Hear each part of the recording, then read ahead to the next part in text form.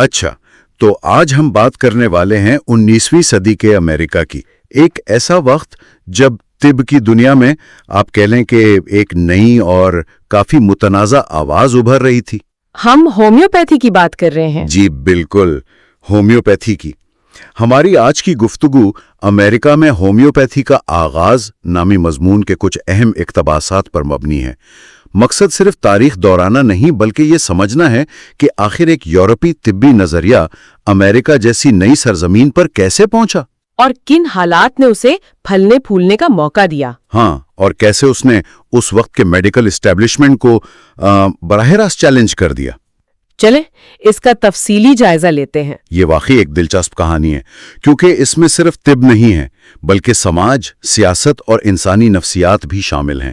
دیکھیں، اکثر نئے نظریات کی کامیابی کا انحصار صرف اس بات پر نہیں ہوتا کہ وہ کتنے صحیح ہیں، ہے نا؟ صحیح۔ بلکہ اس پر بھی ہوتا ہے کہ وہ کس وقت اور کس ماحول میں پیش کیے جا رہے ہیں۔ اور 19ویں صدی کا امریکہ تو نئے خیالات کے لیے ایک زرخیز زمین تھی۔ بالکل، تو یہ دیکھنا دلچسپ ہوگا کہ اس کہانی کا پہلا بیج کس نے اور کیسے بویا۔ بالکل، اور ہمارے ذرائع کے مطابق وہ پہلا بیج بویا گیا 1825 میں۔ کہانی کا آغاز ہوتا ہے ڈاکٹر ہانس گرام نامی ایک شخص سے۔ وہ ہالینڈ سے ہجرت کر کے نیو یارک پہنچے۔ اچھا۔ اور وہاں اپنی پریکٹس شروع کی۔ لیکن وہ صرف ایک اور ڈاکٹر نہیں تھے، وہ اپنے ساتھ ایک بالکل نیا فلسفہ لے کر آئے تھے، ہومیوپیتھی۔ یعنی وہ اکیلے تھے؟ جی، اور مضمون بتاتا ہے کہ انہوں نے نہ صرف علاج کیا بلکہ اس موضوع پر لکھنا بھی شروع کیا، اور دیکھتے ہی دیکھتے لوگوں میں دلچسپی بڑھنے لگی۔ لیکن یہاں ایک سوال ذہن میں آتا ہے، ایک اکیلا شخص ایک نئے ملک میں ایک اجنبی طبی نظام کے ساتھ، آخر اس کی بات میں ایسا کیا تھا؟ یہ سمجھنے کے لیے ہمیں اس دور کی طب کو دیکھنا ہوگا۔ اچھا۔ اس دور کی روایتی طب کو آج ہیروئک میڈیسن یعنی بہادرانہ طب کہا جاتا ہے۔ Heroic medicine? یہ تو بڑا دلچسپ نام ہے، اور یہ نام طنزیہ طور پر بالکل فٹ بیٹھتا ہے۔ اس وقت کے ڈاکٹروں کا ماننا تھا کہ بیماری کو ٹھیک کرنے کے لیے جسم پر شدید حملے کرنا ضروری ہیں۔ شدید حملے مطلب؟ علاج کے طریقوں میں مریض کے جسم سے خون نکالنا یعنی بلڈ لیٹنگ، شدید جلاباور دوائیں دینا اور پارا جیسی زہریلی دھاتوں کا استعمال عام تھا۔ ایک منٹ، یعنی اگر کوئی بیمار ہے تو علاج بیماری سے زیادہ خطرناک ہو سکتا تھا؟ بالکل، یہ تو بہت خوفناک لگتا ہے۔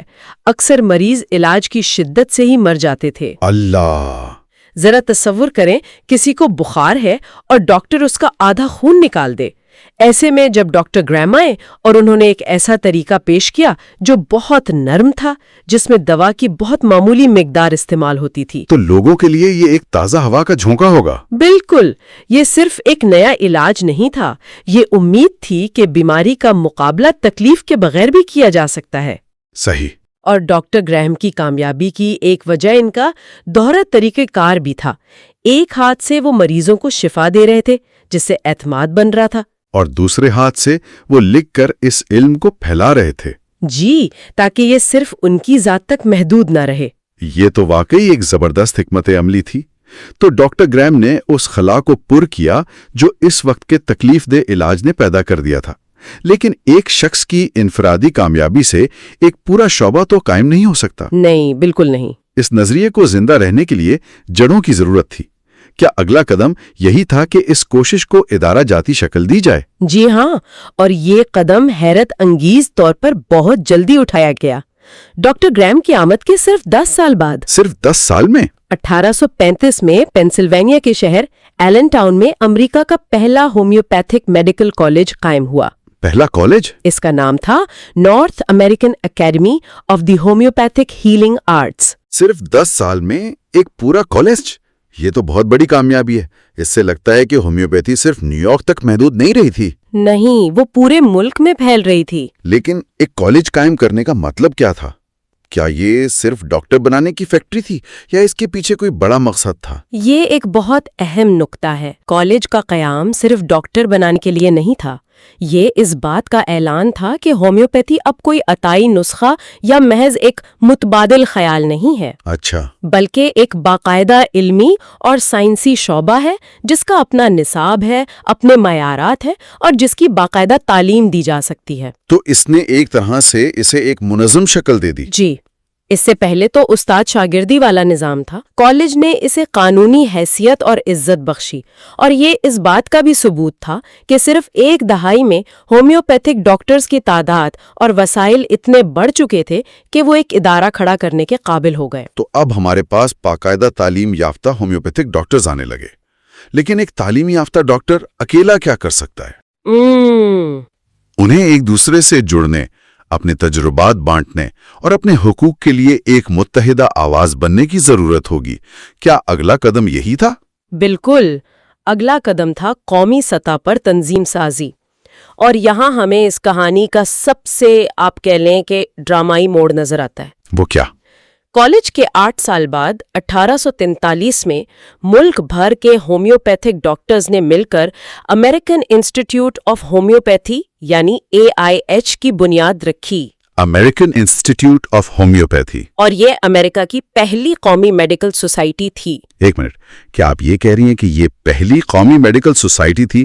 جو روایتی ڈاکٹرز تھے ان کی کوئی تنظیم نہیں تھی اس وقت؟ یہی تو اس کہانی کا سب سے حیران کن پہلو ہے۔ میں تو سمجھا تھا کہ جو تنظیم آج امریکہ میں طب کا سب سے بڑا نام ہے، یعنی امریکن میڈیکل ایسوسی ایشن یا AMA، جی ایم ہے، وہ 1847 میں قائم ہوئی تھی۔ یعنی AIH اس سے پورے 4 سال پہلے قائم ہو چکی تھی۔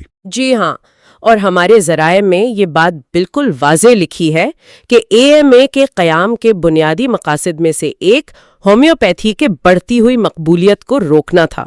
یعنی ان کا مقصد اسے غیر سائنسی قرار دے کر ختم کرنا تھا۔ بالکل۔ یہ تو ناقابل یقین ہے۔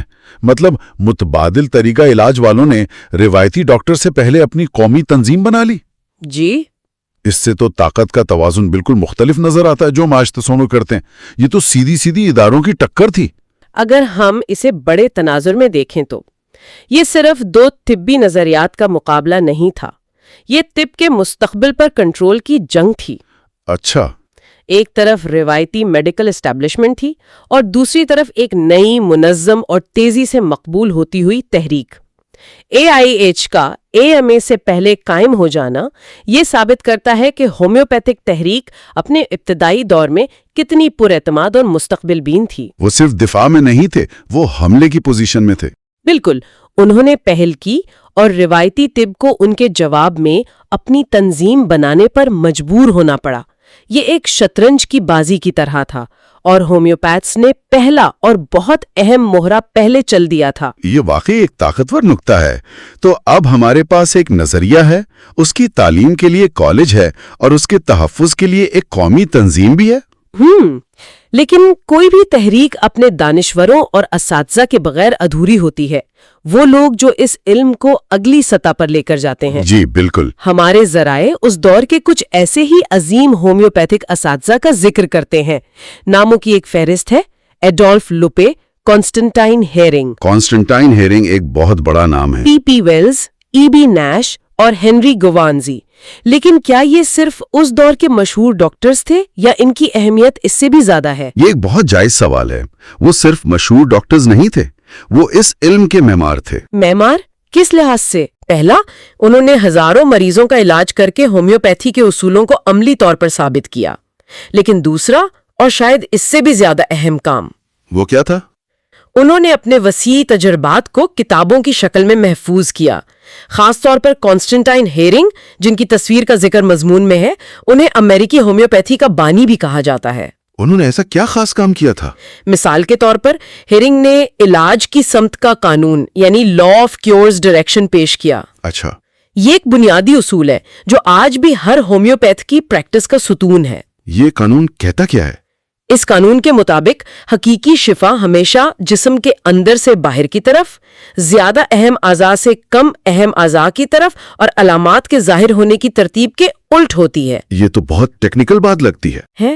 لیکن یہ صرف کتابیں نہیں تھیں، یہ ایک طرح سے ہومیوپیتھی کا آپریٹنگ سسٹم تھا جو وہ لکھ رہے تھے۔ انہوں نے ادویات کے علم، जिसे मटीरिया मेडिका कहते हैं, में सैकड़ों नई अद्वियात का इजाफा किया। तो फिर मेरा सवाल वही है, क्या ये सब आज भी मुताल्लिका है?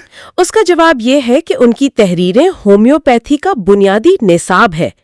उन्हें पढ़े बगैर कोई होम्योपैथ बन ही नहीं सकता। अच्छा, तो ये सिर्फ तारीखी दस्तावेजात नहीं हैं, बल्कि आज भी इस्तेमाल होने वाली अमली गाइड बुक्स हैं। बिल्कुल, और हमारे माखज़ का आखिरी जुमला इसी की गवाही देता है। क्या लिखा है? उसमें लिखा है, जो हजरात होम्योपैथी को सही मानों में सीखना और उस पर महारत हासिल करना चाहते हैं, इन अजीम होम्योपैथ्स की तहरीरें आज भी एक निहायत कीमती और लाजवाल इल्मी खजाना है। लाजवाल इल्मी खजाना। जी, लफ्ज लाजवाल यहाँ बहुत अहम है।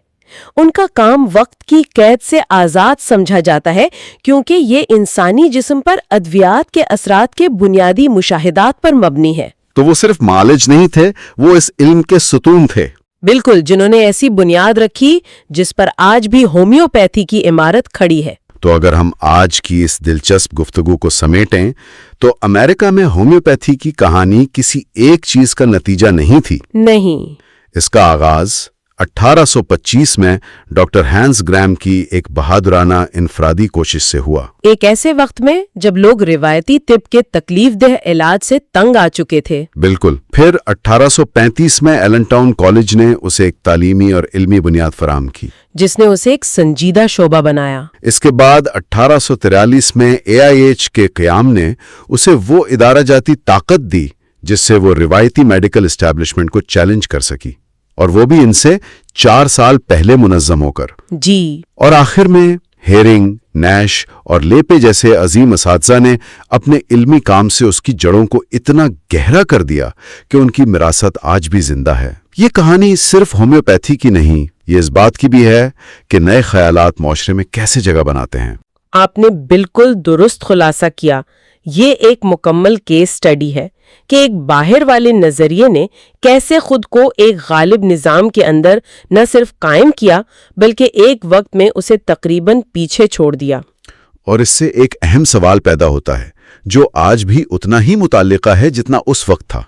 और वो सवाल क्या है?